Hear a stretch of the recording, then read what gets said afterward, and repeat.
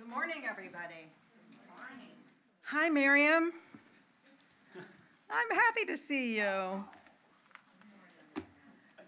So, welcome to our 10:30 service. My name is Andrea Recht. I think we all know each other, and I'm very happy to be here. 9 o'clock service, sorry.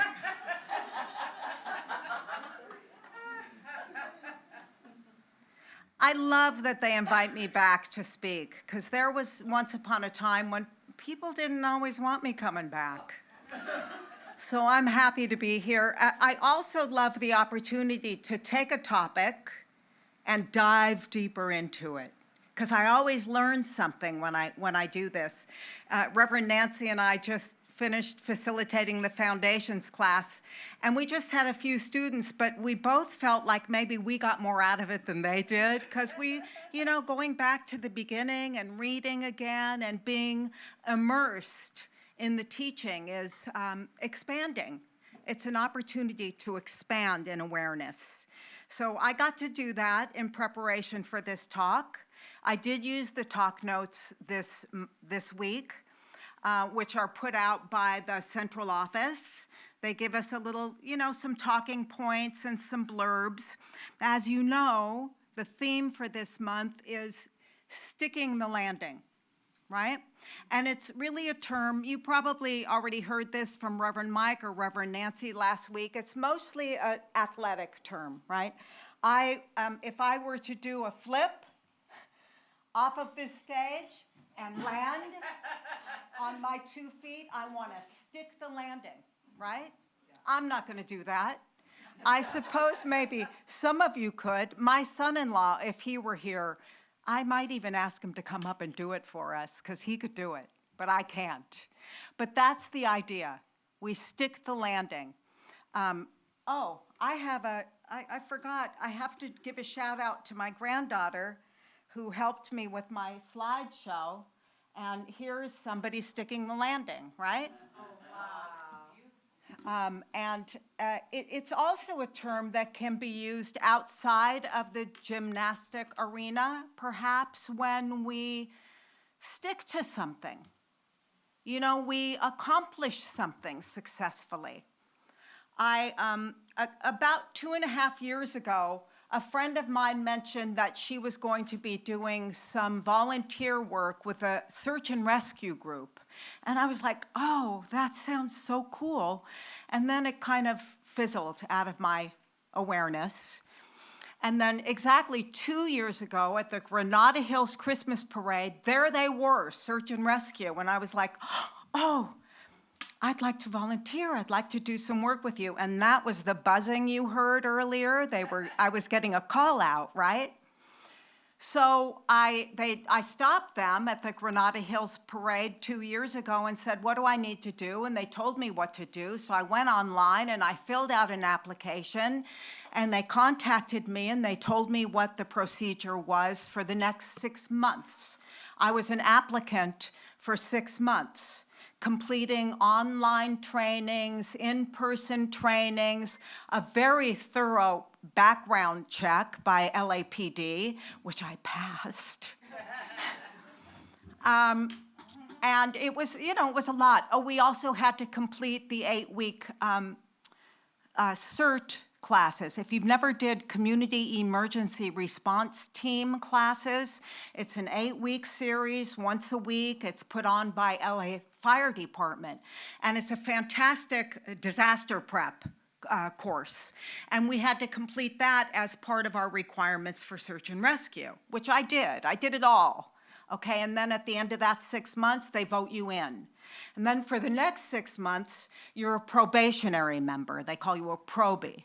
Okay, so I did that for those 6 months, and then I became a full-fledged member in good standing, which I have been for the last year. And over the past year, I was feeling kind of like I haven't been really as committed to it as I would have liked to have been.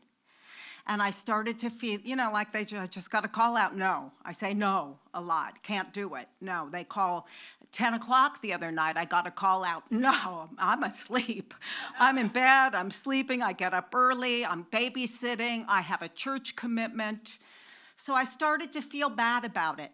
And like maybe I should put in my leave of absence or just drop out.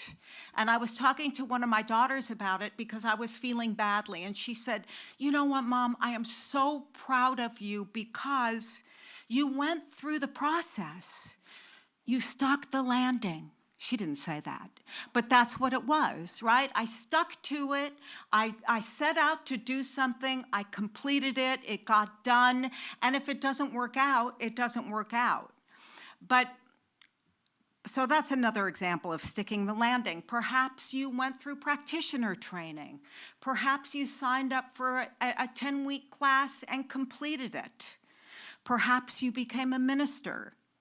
You know, it really means that you managed to perform or accomplish something successfully. We stick the landing. Even when the proverbial poop hits the fan, especially then. And I think in these kinds of communities, it really, the term really refers to staying connected. And Ginny spoke a little bit about this in her talk this morning. Thank you for your talk, Ginny.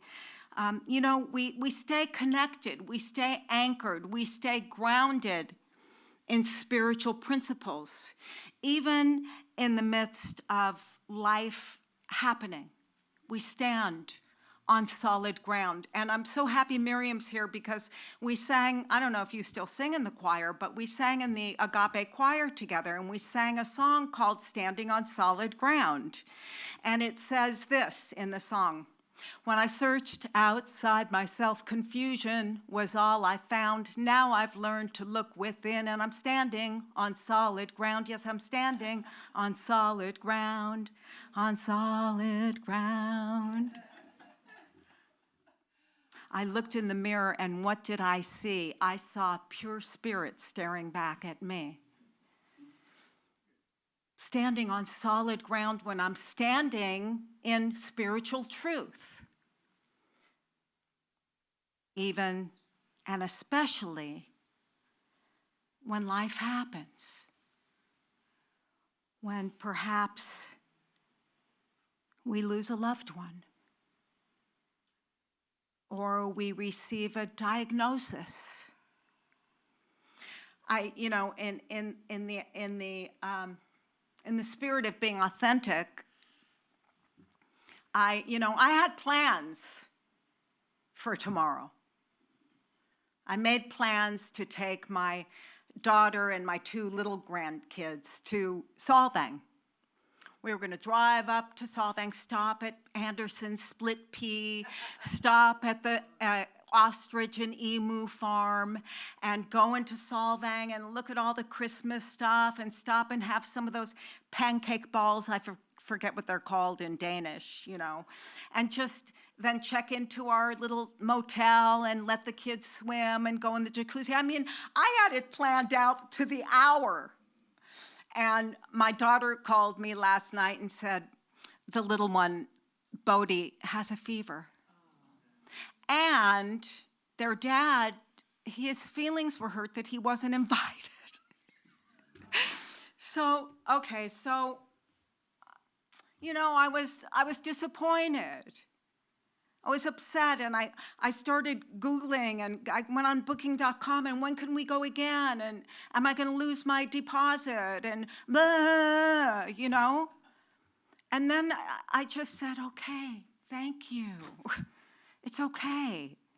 Maybe this is just some cosmic way of preventing something bad from happening or something unexpected from happening. So it's okay. A little friend of my daughter's who I've known, I mean, she's like a daughter to me, only she's not my daughter. Nicole, little Nicole. I've known her for 35 years, and she told me last week she spent the morning she went down to Agape and was feeling so grounded and so anchored, and so, oh God, life is so good, and really felt grounded. And she went to work the next day and parked under a pine tree, and when she came out from her job, a pine cone had shattered her rear windshield. She had plans. She was supposed to go somewhere, but didn't feel safe driving because it was shattered, and she was all out of sorts. And then a couple days later, she called me like frantic. I need 2 new tires. Just unexpected stuff happens, right? Well, aren't you blessed that you have the money to pay for 2 new tires? And think of it this way. Now you got 2 new tires. Reconnect. So we have the opportunity to say to ourselves, which one of these solid facts, the fact that I have a diagnosis, the fact that I'm going through a terrible breakup, the fact that my rear windshield was just smashed, which one of these solid facts do we want to make more fluid? Because we can do that. We can make them more fluid and more flowing. Hence, this morning's topic, flowing ground. And Ginny alluded to that already in her talk. Because we can shift our thinking and flow with liquid law. Allow our consciousness to readjust and realign in spiritual truth and re-anchor and be on solid ground, because the ground isn't, I wish Scotty was here, because I was going to say, ask Scotty, our resident geologist, how solid is the ground really? Literally. How solid is it? You ever been in an earthquake? You ever felt like the rug was pulled out from underneath you?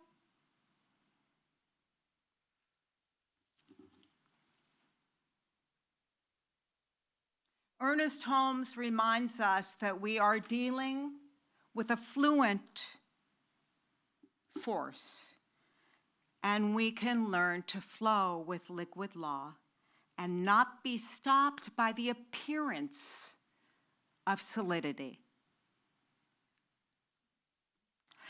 All it requires is a slight shift in consciousness, right? Because when we change the way we see things, the things we see change. Thoughts are things, and things are thoughts in form. And when we change the thoughts, we change the things. Slight shift in consciousness for us to be able to look those so-called solid facts in the eye and say, you're not so real after all. Remember Clara Mosley used to say, "'Tain't so"?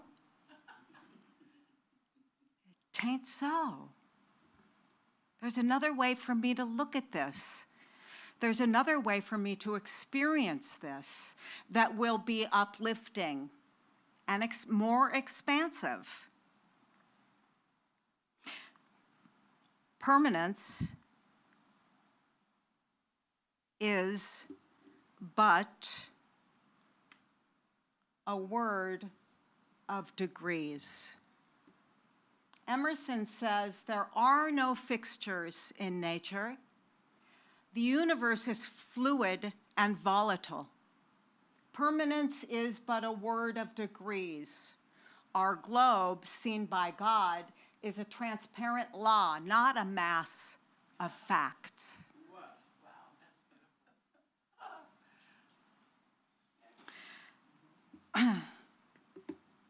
There was an American architect and a systems theorist and a philosopher of sorts.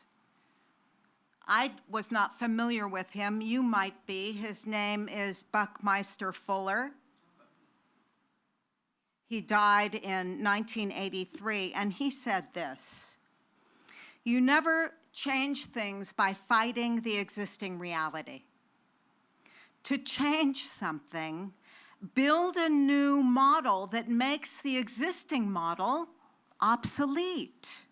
Stop fighting the existing conditions, whether they are personal or whether they may be conditions that we see out in the world of appearances. Shift our attention. It's not that hard to do.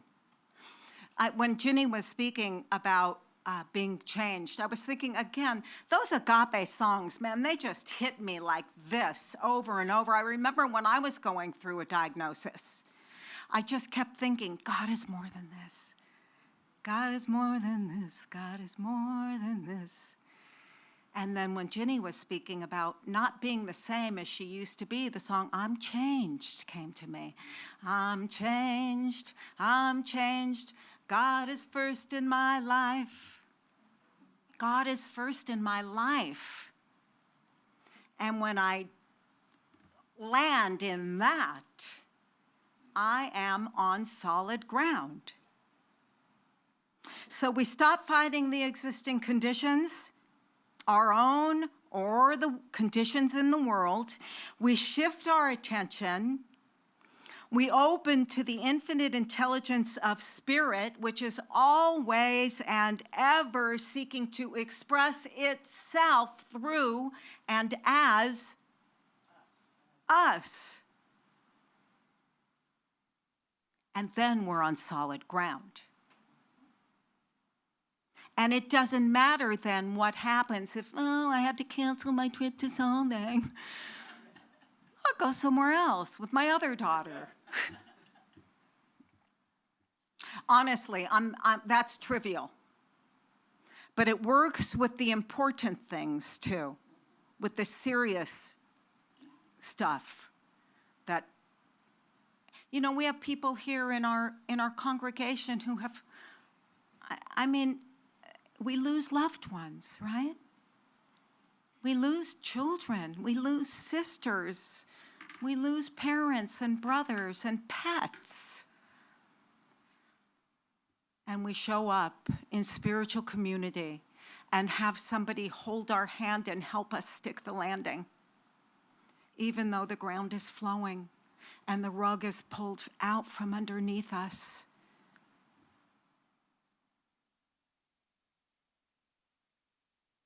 So one of the things I love about this opportunity to share with you in this way, not to preach at you, I'm not teaching you anything new.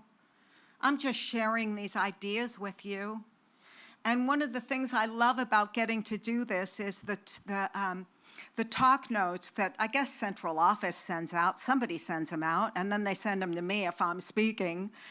But they always have references to songs or books, and in the talk notes for this week, there was a reference to this book called Illusions, The Adventures of a Reluctant Messiah.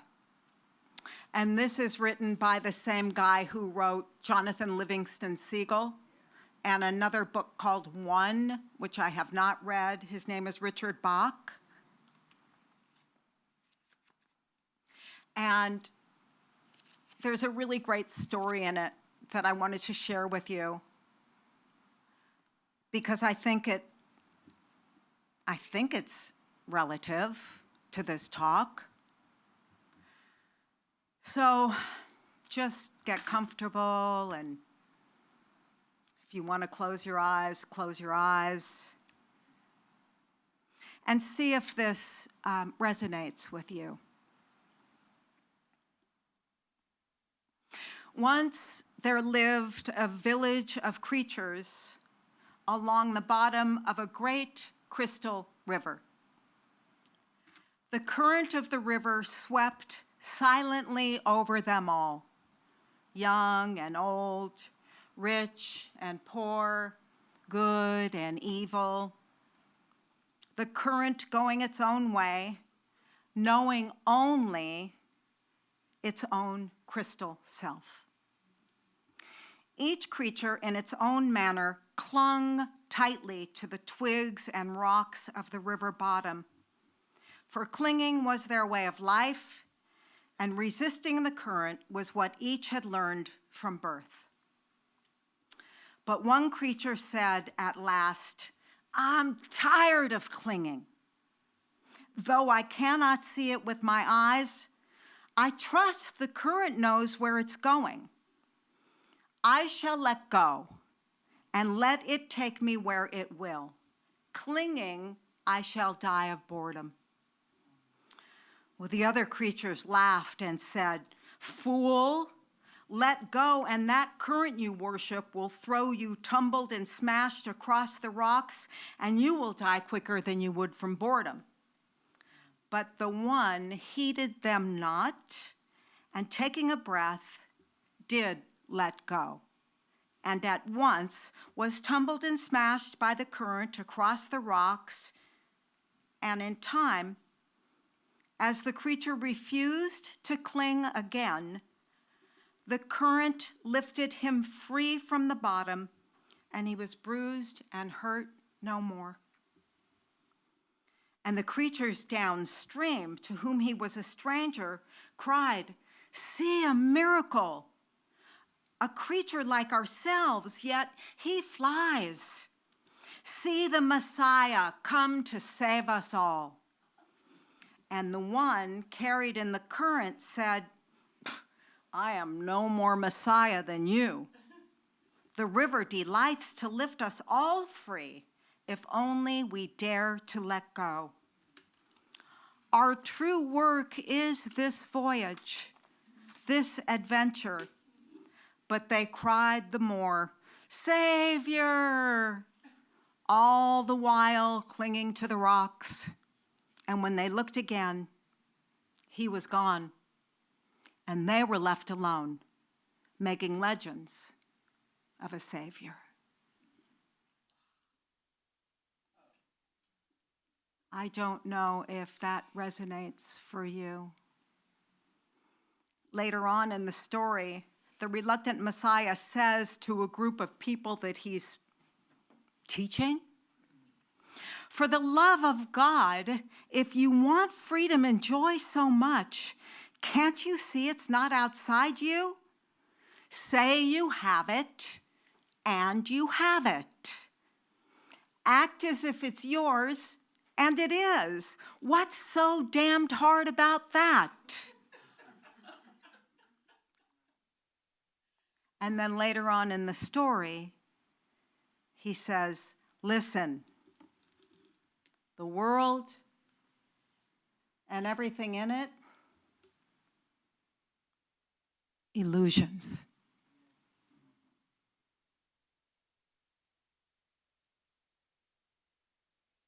So, what say you that we together break free from the illusion of seeming separation? Let us shift our consciousness and build a new model for ourselves and the world. Let us appreciate the flowing liquid ground and stick our landing only on the solid ground of spiritual truth. Let's land in spiritual principle. God only God. God only God. God only God. Let's pray together, shall we? Let's take this moment, the eternal nowness of this moment, to recognize there is one power, one presence. Here I go, one life of all. And no other power exists outside of the infinite. There is one, just one power and one presence and one life, one flame, one eternal, loving givingness of all. The great, grand, and glorious is of all that there is. The invisible behind all that is visible. Knowing that this presence is everywhere expressing itself, I know that it must be right here, right where I am. Because it's everywhere, it's got to be here, right where I am. And because it has created everything out of itself, it must have done so with me. Therefore, I can say unequivocally that my life is the life of God. I am a divine and perfect expression of it. I know this truth for each of us. And so with a heart so filled with gratitude, I bless this opportunity to accept and declare and claim and announce and proclaim that there is no separation. There never was any separation. There never can be any separation.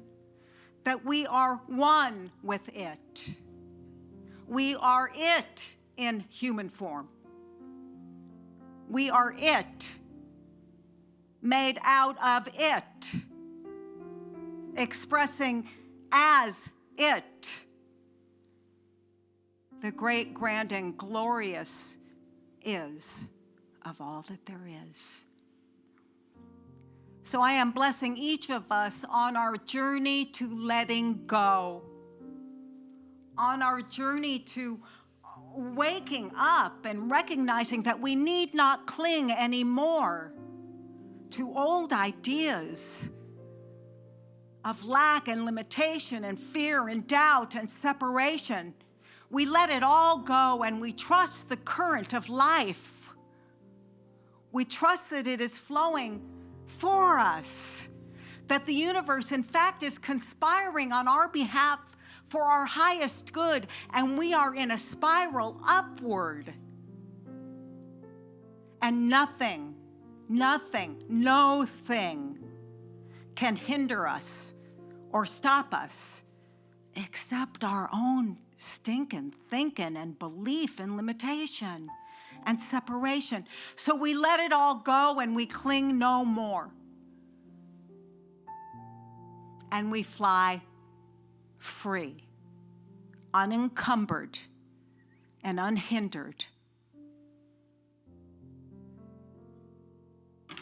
We have built a new model. And for this, I remain thankful and ever so grateful as I lovingly release this word to that aspect of infinite intelligence known as law, which always and only says, yes, my beloved, yes, in you I am well pleased. We trust that. And we let it be so.